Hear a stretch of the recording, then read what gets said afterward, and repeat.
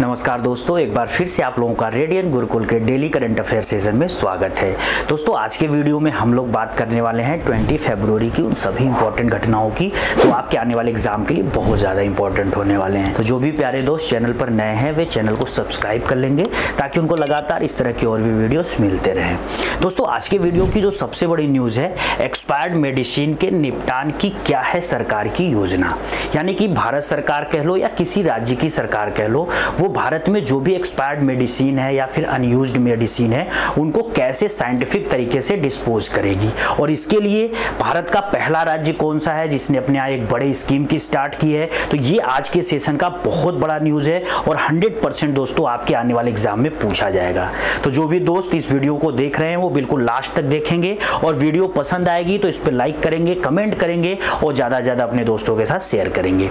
चलिए दोस्तों, आज के सेशन को शुरू करते हैं। और आज के सेशन का पहला और मोस्ट इंपॉर्टेंट आपके एग्जाम में पूछा जा सकने वाला 100% गारंटेड क्वेश्चन दोस्तों, which state of India is ready to introduced first scientific disposal of expired medicine in February 2025। यानी कि भारत का कौन सा राज्य फरवरी 2025 में एक्सपायर्ड दवाओं के वैज्ञानिक निपटान की पहली शुरुआत करने के लिए बिल्कुल तैयार है। तो इस स्टेट का नाम दोस्तों बिल्कुल याद रखिएगा, केरला।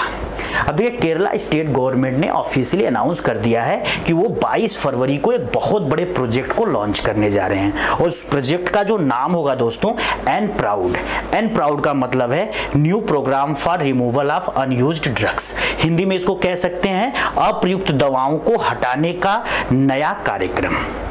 इससे पहले ऑलरेडी केरला सरकार ने प्राउड नाम का एक पायलट प्रोजेक्ट अपनी कैपिटल तिरुवनंतपुरम में स्टार्ट किया था और ये प्रोजेक्ट जो था उनका बड़े ह्यूज लेवल पे सक्सेस हुआ था। उसी को देखते हुए उसी प्राउड प्रोजेक्ट को अब एन प्राउड के नाम से रीलॉन्च कर रही है केरला स्टेट गवर्नमेंट, जो पूरे स्टेट में अब क्या होगी, फैलेगी। और इसका मेन टारगेट यही होगा कि घरों में या फिर कहीं पर भी बाजार में जो एक्सपायर्ड या फिर अनयूज्ड मेडिसिन हैं उनको कलेक्ट किया जाएगा और फिर उनको साइंटिफिक तरीके से डिस्पोज किया जाएगा दोस्तों।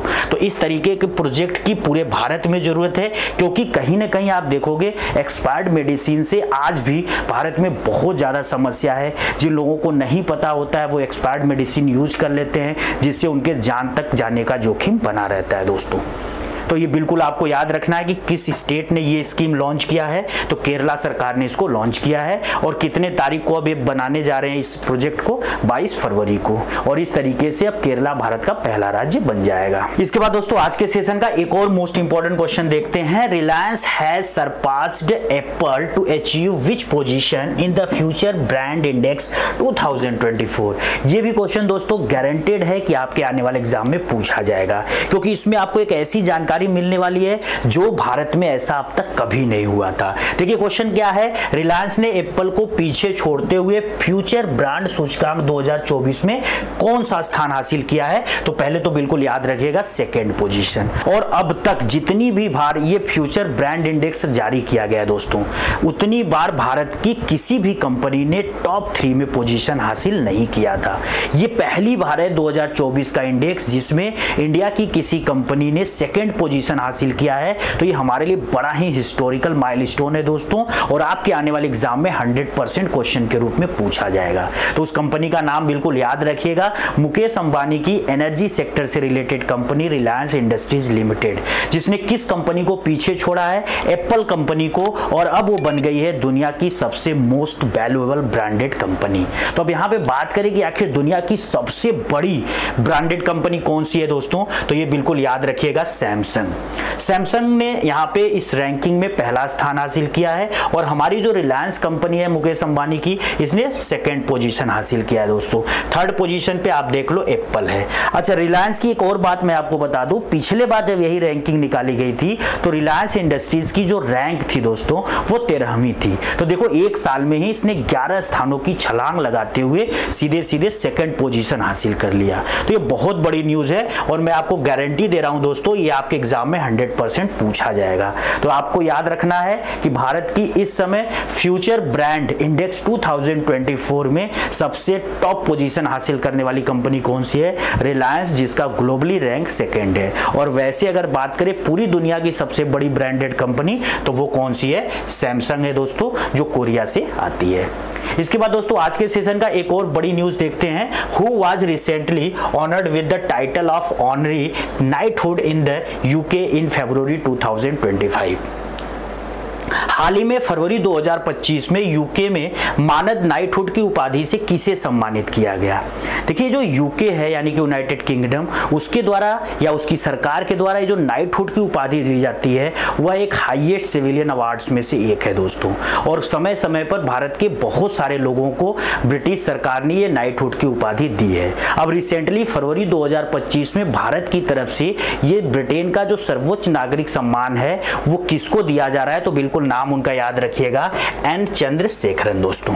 ये जो एन चंद्रशेखरन है ये टाटा सन्स जो कंपनी है दोस्तों उसके चेयरमैन है। तो टाटा सन्स कंपनी के चेयरमैन एन चंद्रशेखरन को इस बार का नाइटहुड उपाधि ब्रिटेन सरकार के द्वारा दी जा रही है। अब भारत ही नहीं पूरी दुनिया में जिसको भी नाइटहुड की उपाधि दी जाती है दोस्तों उसके आगे एक टाइटल लगता है सर का, यानी कि आप देख लो जिसके भी नाम के आगे सर की उपाधि लग जाती है उसको नाइटहुड की उपाधि मिल चुकी होती है। ये भी बड़ी न्यूज है दोस्तों, तो बिल्कुल याद रखिएगा। इसके बाद दोस्तों आज के सेशन का बिल्कुल लास्ट क्वेश्चन देखते हैं। Which city of India has hosted first ever all India transgender conference in February 2025। यानी कि भारत के किस शहर में फरवरी 2025 में पहली बार अखिल भारतीय ट्रांसजेंडर सम्मेलन होने जा रहा है। तो उस सिटी का नाम बिल्कुल याद रखिएगा, अजमेर दोस्तों।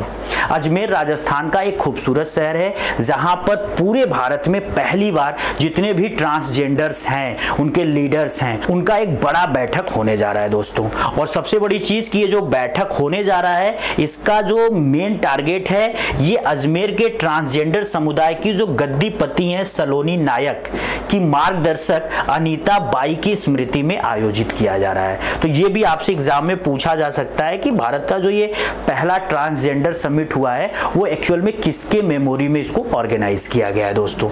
और ये पूरा का पूरा 10 दिनों तक सम्मेलन चलेगा जिसकी शुरुआत 17 फरवरी से कर दी गई है और भारत भर के लगभग 2000 के आसपास ट्रांसजेंडर इस पूरे के पूरे सम्मेलन में भाग लेंगे दोस्तों। आज के वीडियो में बस इतना ही दोस्तों। आज के वीडियो की पूरी जो पीडीएफ है आपको रेडियन गुरुकुल के टेलीग्राम चैनल से मिल जाएगी, जाकर वहां से डाउनलोड कर लीजिएगा। वीडियोज अच्छे लगे हैं तो इनको लाइक करिएगा, कमेंट करिएगा और ज्यादा से ज्यादा अपने दोस्तों के साथ शेयर करिएगा। जय हिंद दोस्तों।